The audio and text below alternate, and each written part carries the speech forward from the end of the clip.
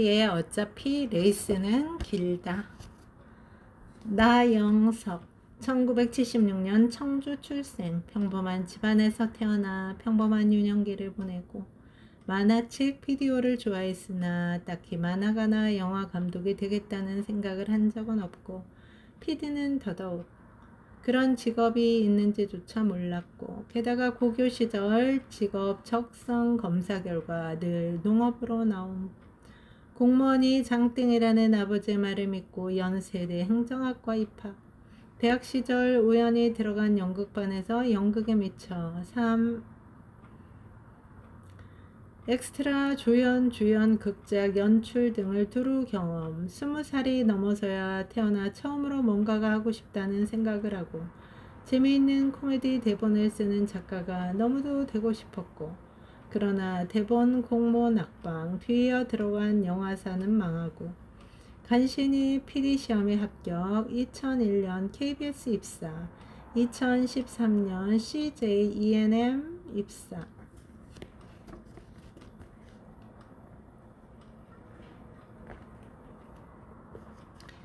비극과 희극 사이를 오갔던 첫 해.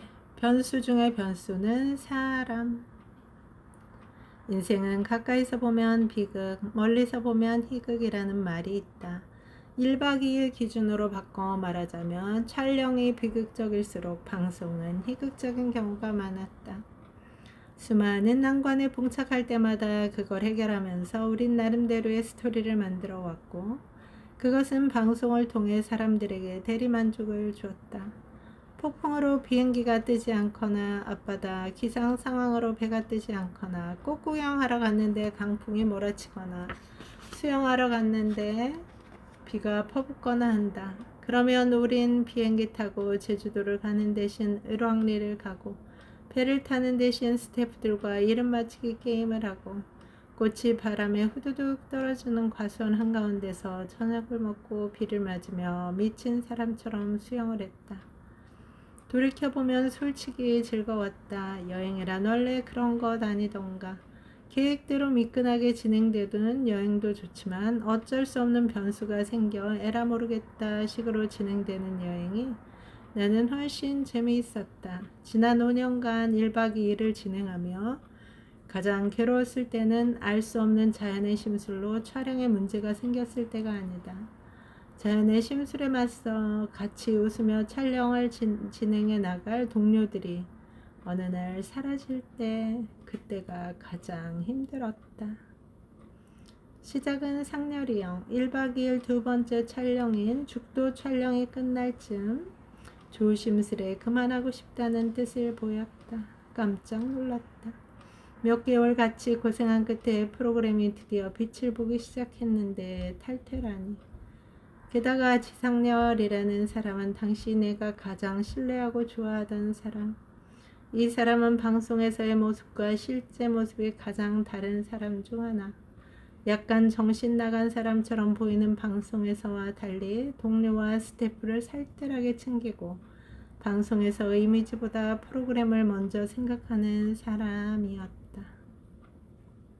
대체 왜?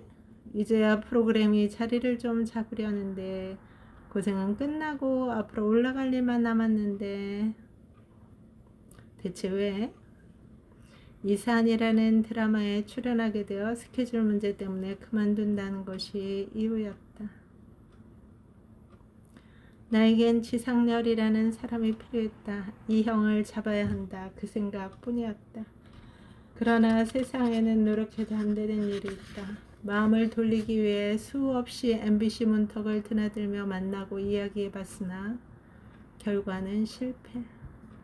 슬펐다. 연기자 한 사람이 없어지는 것이 아니라 친한 형 한 명이, 동료가 없어지는 기분은 처참했다. 내가 뭔가를 잘못했나 싶어 자괴감마저 들었다. 그러나 비극은 거기서 끝이 아니었다.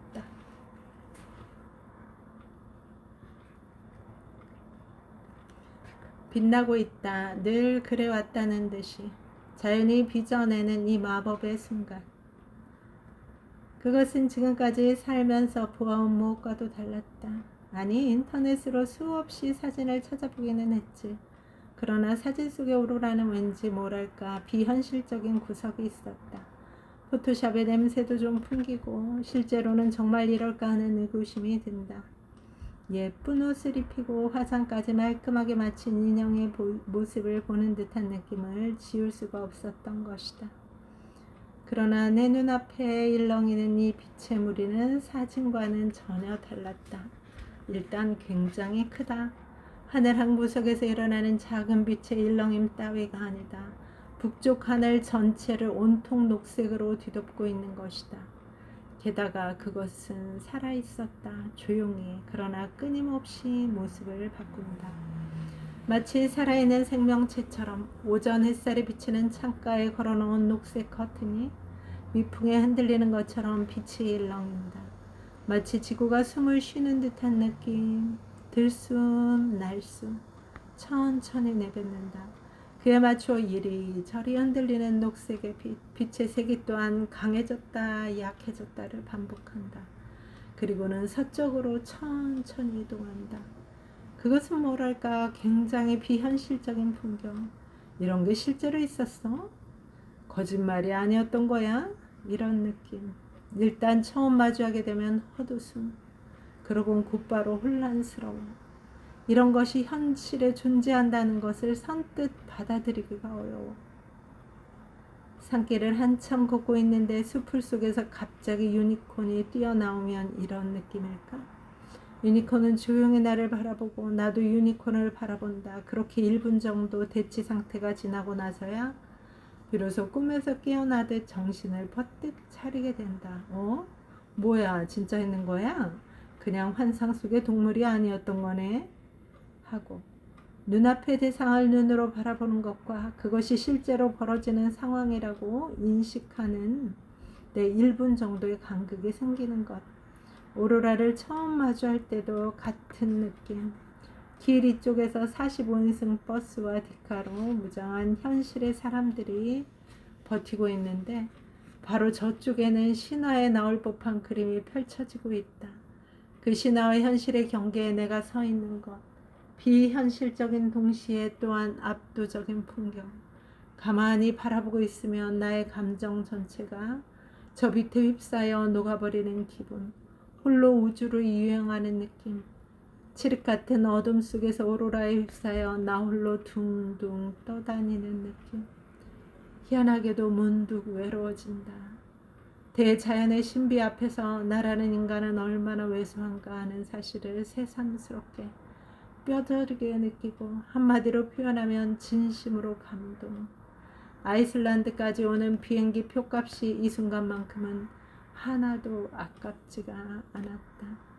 주변을 둘러보니 감동받은 것은 나뿐 아닌 듯 같은 버스를 타고 있던 사람들 모두 다 넋을 잃고 하늘을 올려다보고 말소리조차 들리지 않는다. 그들도 알고 있는 것이다. 이 행운은 쉽게 오는 것이 아님을. 다 포기하고 집으로 돌아가려던 순간 우리는 길가에서 오로라를 만났다. 차들이 빼곡한 주차장도 아니고 눈 덮인 산속길 한가운데서 이런 행운을 만나리라고 누구 하나 상상할 수 있었을까? 주변에 우리 말고는 아무도 없다. 버스 한 대와 20명 남짓의 사람들. 그리고 하늘에는 오로라가 축복처럼 빛나고 있다. 마치 늘 그래왔다는 듯이. 그리고 자연이 빚어내는 이 마법의 순간에 우리는 모두 할 말을 잃고 마는 것이다. 가끔 그런 상상을 한다. 인생이라는 건 혹시 신이나 누군가 초월적인 존재가 미리 구성해 놓은 패키지 투어 같은 건 아닐까? 우리는 묵묵히 깃발을 따라 여기에서 저기로 또 다음 장소로 이동하는 건 아닐까 하는 그런 상상. 30분간 오로라를 보고 났더니 가이드가 옆구리를 툭툭 치며 이제 돌아갈 시간이라고 말해주는 것처럼 5년간의 1박 2일을 끝낸 나에게도 누군가 다가와 자, 다음은 여기야 하고 안내를 해주었으면 좋겠다는 상상을 한다. 그러나 아쉽게도 그런 일은 일어나지 않는다. 다음 행선지는 결국 내가 정해야 하는 것. 아, 차라리 학교 다닐 때가 좋았어. 그저 시키는 대로만 하던 그 시절이 그리워질 지경. 그러나 어쩌랴, 어른인데 이젠.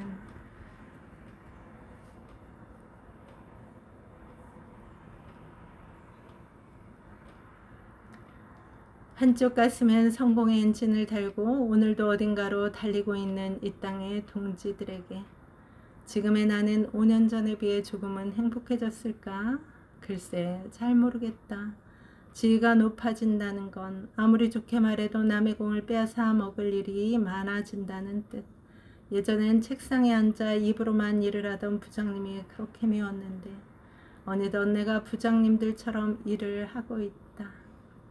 세상을 5년 정도 더 살아보니 한 가지 알게 되었다. 고민은 늘 생긴다는 것. 중요한 건 그 고민을 정면으로 바라볼 용기가 있느냐는 것.